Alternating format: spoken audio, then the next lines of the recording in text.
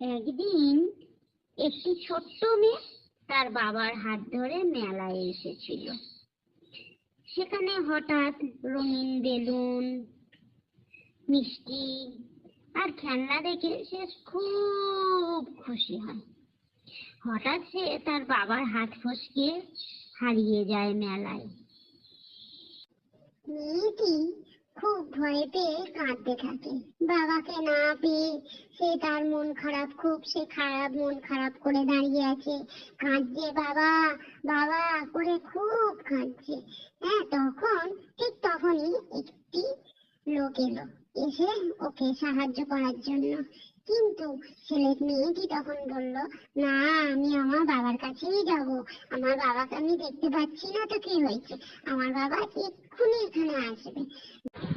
তখন বাবা তারপর তার কাছে এলো এবং মেয়েকে আদর করে নিয়ে বলল, চলো মা, চলো, ভয়ের কিছু নেই, আমরা এবার বাড়ি ফিরে যাই।